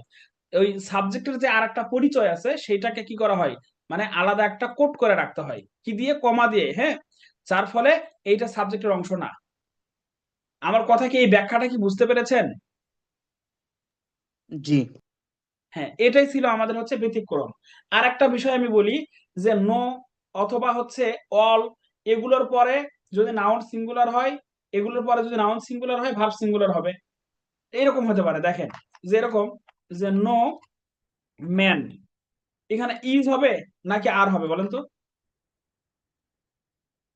আর এরকম যদি হয় যে নো ইজ। মেন, কারণ নোর পরে কি হতে পারে? নোর পরে হচ্ছে নোর পরে নাউনটা সিঙ্গুলার হতে পারে, প্লুরালও হতে পারে। হ্যাঁ, যার ফলে এইখানে এটা কি হয় বলেন তো? সিঙ্গুলার হয়। মানে এরপরে যদি এই নাউন, নোর পরে যদি ভার্ব, নাউন সিঙ্গুলার হয় পরে ভার্ব সিঙ্গুলার হবে। নোর পরে যদি noun plural, sorry, noun plural হয় ভার্ব প্লুরাল হবে, এটাই তো স্বাভাবিক, তাই না? আচ্ছা, এগুলো হচ্ছে আসলে মানে আমাদের বুঝতে হবে আমাদের কমন সেন্স দিয়ে, এবং এগুলো আমাদের বুঝতে হবে কি দিয়ে? যে ডিটারমিনার দিয়ে। ডিটারমিনার বুঝতে হবে যে এটা কোন ভাবে ইউজ হয়েছে। হ্যাঁ, আচ্ছা। স্যার তার মানে কি নো এর পরে ইয়ে নাউন সিঙ্গুলার থাকলে তখন ভার্বও সিঙ্গুলার হবে, that's why no man is হবে। আর হ্যাঁ নো এর হ্যাঁ, পরে প্লুরাল হলে তখন ভার্বও প্লুরাল হবে, তাই নো ম্যান আর হবে, তাই তো? জি জি জি জি জি। বুঝতে পারছি। ওকে। হ্যাঁ, এটা আসলে কঠিন কিছু না কিন্তু। হ্যাঁ, সাবজেক্ট ভার্ব এগ্রিমেন্ট। এখন আমি বলি, ওই যে যে নিয়মটা আমি আপনাদের শুরুতে আলোচনা করে, সরি, এই যে শেষে আলোচনা করলাম, বা শেষে বলতে কি মাঝে, যে এই যে নাউন ফ্রেজ, বা এটা আপনারা একটু পড়বেন ভালোভাবে, তাহলে বুঝতে পারবেন যে আসলে সাবজেক্ট ভার্ব এগ্রিমেন্ট কিছুই না। হ্যাঁ, এখানে আমরা একটু আরেকটু দেখি যে ভয়েস থেকে কিভাবে কোশ্চেন আসে। দেখেন, ভয়েস থেকে কোশ্চেন আসবে কিভাবে? এই জায়গায় এটা থাকবে না, এই জায়গায় এটা থাকবে না, আপনাকে এখানে ইউজ করতে হবে যে English is dash over, all over the world. এখানে কি হবে? স্পিক হবে নাকি স্পিকিং হবে? এখানে বুঝতে হবে ইংলিশ। স্পোকেন। হ্যাঁ, এই ইংলিশ কি ইংলিশ একটা ইজ বস্তু না? এখন ভাষা, হ্যাঁ। আচ্ছা, এখানে আমি আপনাদের একটা বিষয় ক্লিয়ার করি ভাই, একটু সবাই বোঝার চেষ্টা করবেন, না বুঝতে পারলে বলবেন না। হ্যাঁ, দেখেন, এখানে এ নাম্বার দিলাম আমি স্পিকিং, আর বি নাম্বার দিলাম আমি স্পোকেন। স্পোকেন। আচ্ছা, একটু সবাই ভালোভাবে খেয়াল করবেন। হ্যাঁ, আচ্ছা, এখানে বলেন তো যে এইখানে স্পিকিং কেন হবে না? কারণ ইংলিশটা কোনো অবজেক্ট নাই, মানে ইংলিশটা সাবজেক্ট না, ইংলিশটা অবজেক্ট, সাবজেক্ট রূপে বসছে। কারণ স্পিকিং মানে কি? কথা বলা। ইংলিশ সাবজেক্টে যেহেতু মানে মাতাব্বরি করে বসেছে, এখন সে কি নিজে স্পিকিং করে? সে নিজে করে না। এখানে বোঝাচ্ছে যে সাবজেক্টকে এখানে মানে রাখা হয়েছে কি হিসেবে? মির্জাফর হিসেবে, মানে নামমাত্র নবাব, নামমাত্র সাবজেক্ট, তাই না? তো যার ফলে এরপরে যে ভার্বটা হবে, হ্যাঁ, সেই ভার্বটা অবশ্যই কি হবে? প্যাসিভ হবে।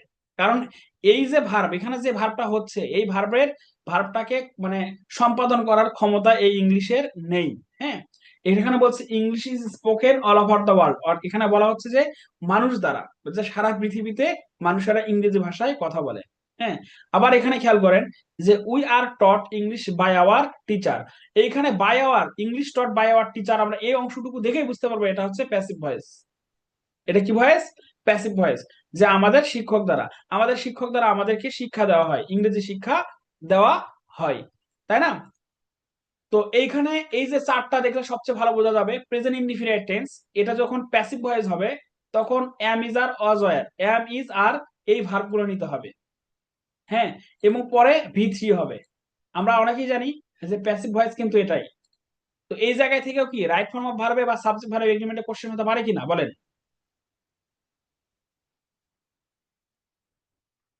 Hello hello. জি স্যার, পারে, হতে পারে। হ্যাঁ, তার মানে আমাদের একটু চোখ কান খোলা রাখতে হবে। হ্যাঁ, আমাদের কিন্তু সাবজেক্ট ভার্ব এগ্রিমেন্ট বা রাইট ফর্ম অফ ভার্বের ক্লাস শেষ, এগুলো আলাদা টপিক, আলাদা টপিকে আলোচনা হয়। আমি আপনাদের এটা জাস্ট একটু দেখাচ্ছি যে আপনারা বোঝেন যে আসলে আমরা যখন একটা টপিক পড়ি সেই টপিকে আমাদের subject verb agreement, sentence correction, এগুলো কথা আমাদের মাথায় রাখা উচিত কিনা, যে আসলে সাবজেক্ট ভার্ব এগ্রিমেন্ট কি আলাদা কোনো টপিক নাকি অন্য টপিক থেকে এটা তৈরি হয়েছে, বলেন তো? এরপরে খেয়াল করেন যে হি ইজ ড্রাইভিং এ কার, যদি এটা প্যাসিভ হয় এর সঙ্গে শুধু বিং যুক্ত হবে। আর অবশ্যই প্যাসিভ ভার্বে ভি3, প্যাসিভ ভার্ব দেখেন সবগুলোতেই ভি3, খেয়াল করেছেন কি? আর প্রেজেন্ট পারফেক্ট হলে এখানে শুধু হ্যাজ থাকবে, প্যাসিভ ভার্ব হবে হ্যাজ এর সঙ্গে বিং। একইভাবে past continuous, past indefinite same একইভাবে হবে, এবং future indefinite, future continuous same ভাবে হবে। হ্যাঁ, কিন্তু ফিউচার ইনডিফিনাইটে এখানে দেখেন খেয়াল করেন আই উইল ড্রাইভ এ কার, কিন্তু এখানে ফিউচারের কি প্যাসিভ হবে আই উইল বি ড্রাইভেন, এই যে এখানে বি হবে, এখানে কি হবে? বি হবে, আই উইল বি ড্রাইভেন এ কার, কারণ এখানে তো অ্যাম ইজ আর নেওয়া যাবে না। হ্যাঁ, এই জন্য। আচ্ছা, এরপরে দেখেন যে মোডাল অক্সিলারি ভার্ব, দেখেন তো এগুলো কি আমরা ভার্বের মাঝে পড়েছি না? মোডাল অক্সিলারি ভার্বের পরে ভার্বের বেস ফর্ম হয়। একটু আমার সঙ্গে একটু কথা বলেন। হ্যালো।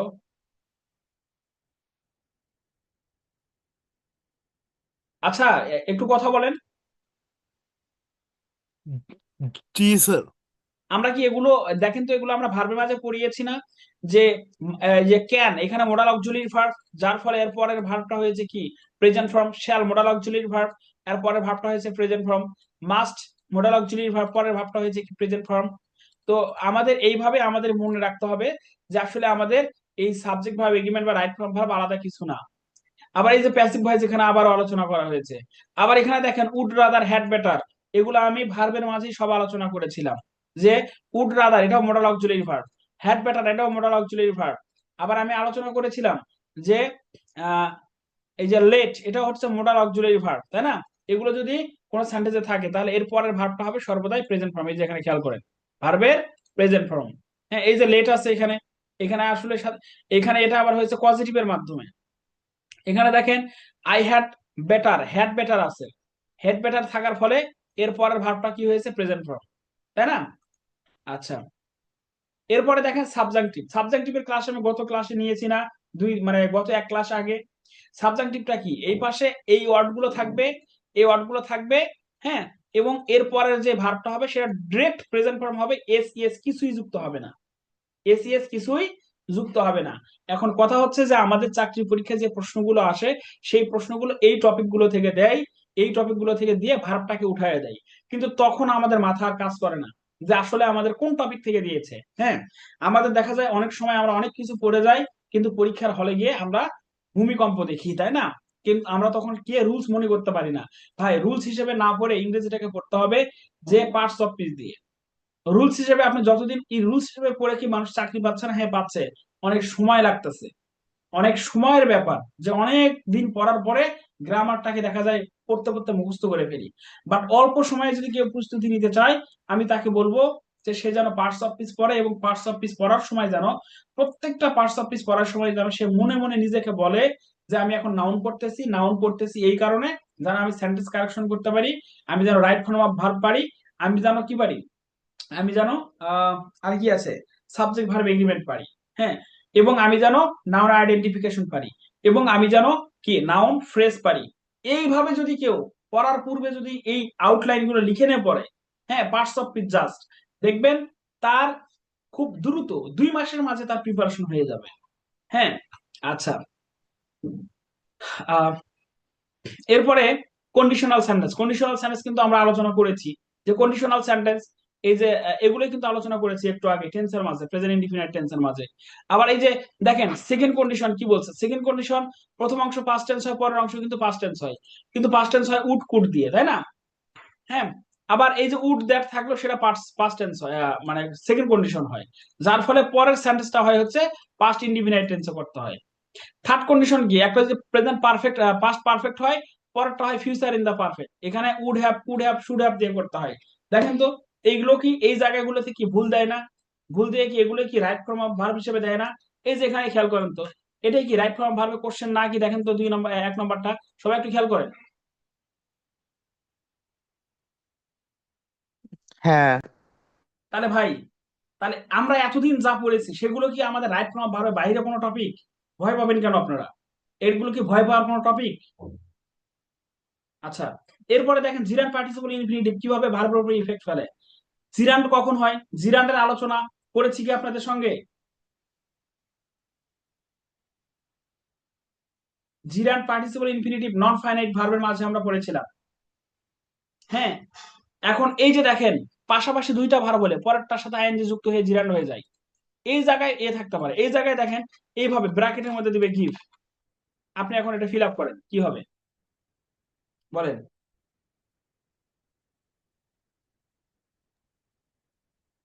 এখানে গিভ, এখানে ওই যে মাইন্ড, উড ইউ মাইন্ড, এই মাইন্ডই হচ্ছে ভার্ব, পাশাপাশি দুইটা ভার্ব আছে, পরের ভার্বের সাথে আইএনজি যুক্ত হয়ে যাবে।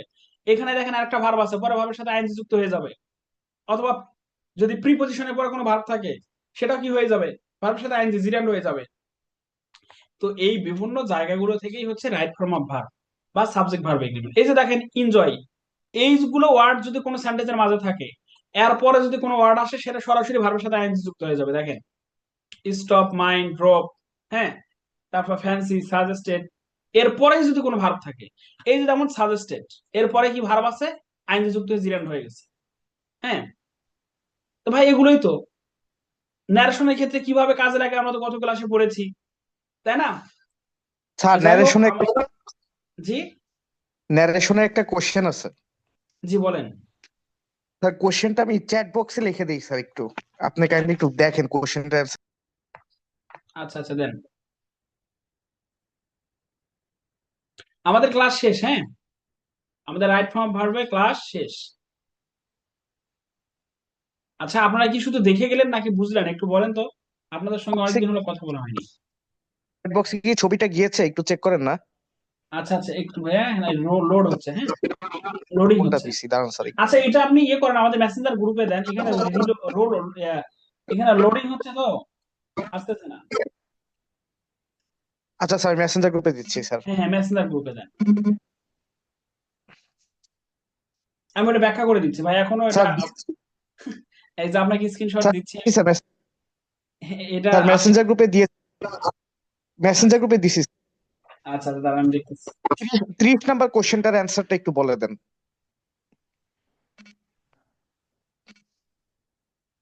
দাঁড়ান একটু ভাই। 30 নাম্বার।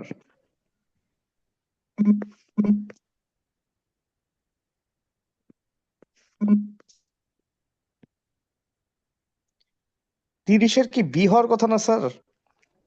একটু ভাই একটু সি। আমাকে সময় দেন। আচ্ছা ব্রাভো, আচ্ছা। You have done well, said the captain. The captain applauded him, saying that he had done well.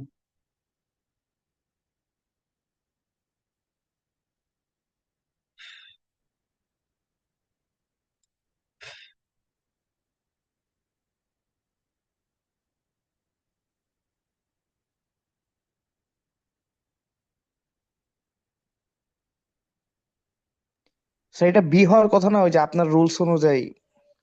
একটু ভাই দাঁড়ান।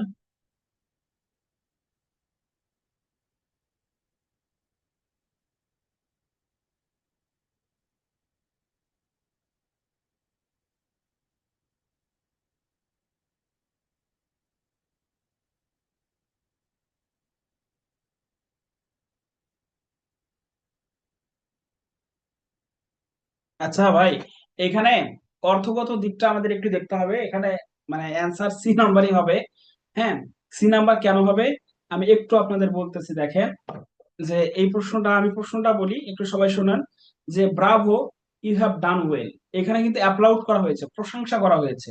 হ্যাঁ, তাকে মানে চমৎকার ভাবে প্রশংসা করা হয়েছে, যার ফলে এই অ্যাপ্লাউড শব্দটা এখানে কিন্তু অ্যাপ্রোপ্রিয়েট। অনেক সময় দেখবেন যে ইম্পারেটিভ সেন্টেন্সের যখন আপনি ন্যারেশন করবেন, এগুলো হচ্ছে ব্যতিক্রম। ইম্পারেটিভ সেন্টেন্সের যখন ন্যারেশন চেঞ্জ করবেন তখন অনেক সময় দেখা যায় যে ওই যে হচ্ছে আহ প্রে বা উইশ বাদেও হচ্ছে এখানে কি হয়, আক্স হয়। এটা অর্থের উপর ডিপেন্ড করে। এখানে বলতেছে ব্রাভো, প্রশংসা করেছে, ঠিক আছে। অ্যাপ্লাউড মানে কি, কারো প্রশংসা করা, তাই না? যার ফলে এখানে এই অ্যাপ্লাউড এখানে অর্থর দিক দিয়ে কিন্তু এখানে এটাই হচ্ছে পারফেক্ট এবং অ্যাপ্রোপ্রিয়েট। বুঝতে পেরেছেন কি? এটাই সঠিক। এখন ধরেন একটা জায়গায় মানে দুইটা বিষয় এখানে হচ্ছে, যুক্তিটা এরকম হতে পারে যে একটা কাছাকাছি আর একটা একটা ক্লোজড আর একটা হচ্ছে একদম, একটা হচ্ছে ভেরি ক্লোজড, একটা হচ্ছে ভেরি ক্লোজ আর একটা হচ্ছে সিনোনিম। এরকম হয়তো প্রশ্ন পাবেন যখন অ্যান্টোনিম সিনোনিম পড়বেন, দেখবেন যে ওখানে লেখা থাকবে যে which one is closed meaning of this, একটা ওয়ার্ড থাকবে যে এই ওয়ার্ডের ক্লোজড একদম কাছাকাছি অর্থ যায় কোনটা, একদম এক্সাক্ট বা কাছাকাছি অর্থ যায় কোনটা। হ্যাঁ, তো যেটা একদম কাছাকাছি যায় আমরা সেটা নিব। এখানে দুইটাই আছে। এক্সক্লাম, ওই যে বি নম্বর আপনি যেটা বলতেছেন, হ্যাঁ আমরা যে নিয়মটা আমরা সাধারণত করেছি সেই নিয়ম অনুযায়ী এটা ঠিক, কিন্তু এই জায়গায় যে বিষয়টা হয়েছে সেটা এখানে আরো একটা শব্দ ব্যবহার করেছে, যা ওপরে যে সেন্টেন্স আছে ব্রাভো, তাকে প্রশংসা করেছে, ব্রাভো বলে প্রশংসা করেছে। এবং ঠিক এই শব্দটারই একটা শব্দ এখানে আছে, এই শব্দটারই কি সিনোনিমাস একটা শব্দ এখানে ইউজ করেছে। যার ফলে এইখানে এই যে এক্সক্লাইম উইথ জয়, এটা না দিয়ে এখানে এখানে অ্যাপ্লাউডেড ইউজ করেছে। হ্যাঁ, যদি আমরা যে রুলস গুলো পড়তেছি, ন্যারেশনের যে রুলস গুলো আমরা পড়েছি, এটা সাধারণত এই রুলস এর মধ্যে সীমাবদ্ধ আমরা এই জন্য, যে যত শব্দ জানে, আপনার শব্দ ভান্ডার যত বেশি, আপনি তত হচ্ছে কি ফর্মাল শব্দ ইউজ করতে পারবেন। ইংলিশের কিন্তু ধাপ আছে, আপনারা তো জানেন যে হচ্ছে এই যে ইয়ে ওয়ান, A1, তারপর হচ্ছে B1, B2, A1, A2, এগুলো ধাপ আছে, আপনারা তো জানেন। হ্যাঁ, তো এবং এই শব্দ ভান্ডার গুলো এরকম আছে। আপনারা এটা দেখবেন যে কেমব্রিজে যে কোনো একটা শব্দ সার্চ দিবেন, A1, B1 লেখা আছে দেখবেন, কেমব্রিজে সার্চ দিবেন, তাহলে বুঝতে পারবেন যে এইখানে মোস্ট ফর্মাল শব্দটা ইউজ করা হয়েছে। যার ফলে এই জায়গায় এক্সক্লাইম উইথ জয়টা বাদ পড়েছে। আপনি কি বুঝতে পেরেছেন? জি স্যার। স্যার তাহলে কি নর্মালি মানে যে কোনো সেন্টেন্সে যদি এমনিতে ব্রাভো দিয়ে, মানে আপনার যে রুলসটা ছিল এখানে হুররা লেখা আছে, মানে হুররা দিয়ে কোনো সেন্টেন্স দিয়ে মানে কোনো আনন্দ সূচক কিছু বোঝাইলে তখন এক্সক্লেম জয় দিছিলেন। হ্যাঁ তো দেখেন যদি তো, এটা এরকম, এক্সাক্ট, এটা কি শুধু আনন্দ বুঝাচ্ছে? ব্রাভো, কিন্তু এটা সরাসরি কোনো আনন্দ বুঝাচ্ছে না। এটা বুঝছি। আমার কোশ্চেন আরেকটা, যে নর্মালি যদি কোনো সেন্টেন্সে যদি ব্রাভো দিয়ে কোনো সেন্টেন্স শুরু হয়, এক্সক্লামেটরি সেন্টেন্স, সেই ক্ষেত্রে কি মানে ওই এক্সক্লেমেড উইথ জয় বা এই ধরনের কিছু বসবে, নাকি অ্যাপ্লাউডেড বা এই টাইপের কিছু বসবে? যদি ব্রাভো ছাড়া অন্য কোনো কিছু হয়, এটা বললেন? না মানে যদি ব্রাভো দিয়ে কোনো সেন্টেন্স শুরু হয় সেই ক্ষেত্রে ইনডাইরেক্ট স্পিচে কি দিব? ইনডাইরেক্ট স্পিচে আপনি অ্যাপ্লাউড শব্দ ইউজ করতে পারেন। আর যদি অ্যাপ্লাইড শব্দটা, এখন এখানে ভাই শোনেন, অপশনের মাঝে, আমি অপশনের কথা বলছি, যে অপশনের মাঝে যদি আপনার ডিফারেন্সিয়েট করা থাকে, পার্থক্য করা থাকে, একটা হচ্ছে ফর্মাল ওয়ার্ড ইউজ করেছে বা একটা অ্যাডভান্স ওয়ার্ড ইউজ করেছে আর একটা নর্মাল ওয়ার্ড, আপনাকে এখন এই জায়গা থেকে অ্যাডভান্স ওয়ার্ডটা খুঁজে বের করে সেটাকে অ্যান্সার করতে হবে। এটা অপশনের ক্ষেত্রে। বাট এমনিতে যদি আপনি এক্সক্লাইম উইথ জয় দিয়ে করেন, এইটা ঠিক হবে, কিন্তু এটা কমন মিস্টেক। কি কারণে? এক্সক্লাইম উইথ জয় কখন ইউজ করি আমরা? যখন আনন্দ বা উল্লাস বোঝাই। এখানে ব্রাভো দিয়ে কিন্তু আনন্দ উল্লাস বোঝাচ্ছে না, কি বোঝাচ্ছে? এখানে ব্রাভো দ্বারা বোঝাচ্ছে যে প্রশংসা করা বোঝাচ্ছে। হ্যাঁ, আমরা কিন্তু এখানে আরেকটা শব্দ ইউজ করতে পারি অ্যাপ্লাউডের পরিবর্তে। প্রশংসা করার ইংরেজি কি বলেন তো? প্রেইজড। হ্যাঁ, এই যে এই শব্দটা আমরা ইউজ করতে পারি। এটার কি আর সিনোনিম নাই? আছে। তো বিষয় হচ্ছে কি ভাই, বুঝতে পেরেছেন আমি কি বলেছি? জি স্যার, বুঝতে পারছি। এটা মানে আচ্ছা, অ্যাপ্লাউড শব্দটা জানা ছিল না, এই জন্য আর কি হ্যাঁ বুঝতে হ্যাঁ পারছি। হ্যাঁ ঠিক হ্যাঁ। আছে। আচ্ছা, যাক, প্রশ্ন করবেন ভাই, যে কোনো প্রশ্ন যদি থাকে আলোচনা করলে দেখবেন যে একটা সমাধান চলে আসবে। হ্যাঁ। আর আপনারা এই যে আমি যেগুলো মাঝে মাঝে বলি এইটা একটু আপনারা করে দেখবেন, হ্যাঁ? তাহলে আপনাদের মানে বুঝতে আর একটু সুবিধা হবে। যেমন এই যে কেমব্রিজে একটু সার্চ দিবেন, কেমব্রিজ বা অক্সফোর্ডে সার্চ দিবেন, দেখবেন অনলাইনে, দেখবেন যে A1 A2 B1 এই শব্দগুলো আসে, হ্যাঁ? তাহলে বুঝতে পারবেন।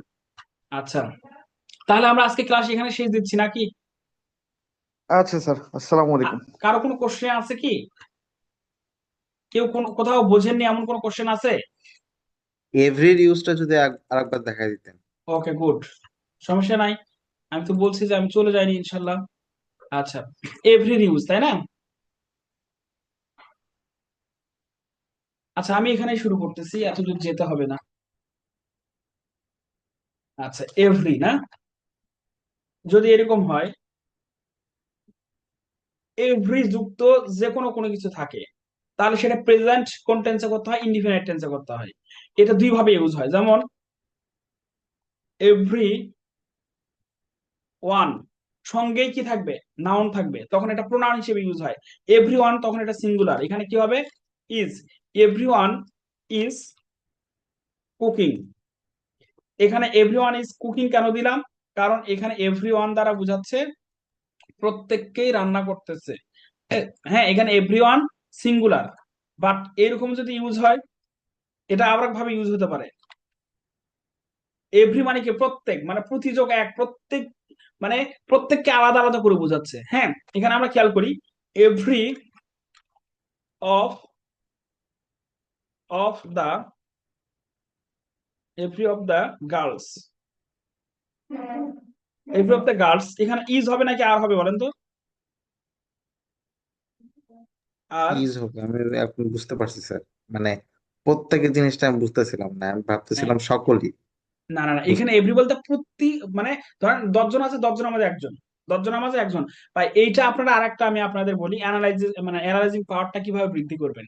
প্রত্যেকটা শব্দের আগে অর্থ দেখবেন, প্রত্যেকটা শব্দের অর্থ দেখবেন যে এটার অর্থ কি, এটা অর্থ কি সিঙ্গুলার নাকি প্লুরাল, এটা অর্থ কি অ্যাডজেক্টিভ বোঝাচ্ছে নাকি অ্যাডভার্ব বোঝাচ্ছে। যখন এভাবে চিন্তা করবেন দেখবেন যে এটা সহজ হয়ে গেছে। আচ্ছা, আর কি কারো কোনো প্রশ্ন আছে?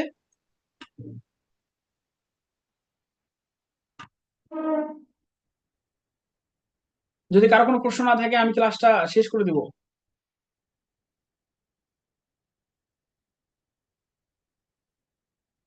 হ্যালো হ্যালো, ঠিক আছে, তাহলে কারো প্রশ্ন নেই। আজকে এ পর্যন্ত রাখছি, সকলে ভালো থাকবেন। আর যেই পরিমাণে শীত নেমেছে, আপনারা সর্বোচ্চ চেষ্টা করবেন যে লেপ গায়ে দিয়ে, মানে একটা বই নিয়ে, ইংরেজি বই নিয়ে পড়তে থাকা। বাইরে যাওয়ার দরকার নাই ভাই, অন্য রকমের শীত, মনে হচ্ছে যে আমি রাশিয়ায় আছি এরকম মনে হচ্ছে। ঠিক আছে, সবাই ভালো থাকবেন, আসসালামু আলাইকুম।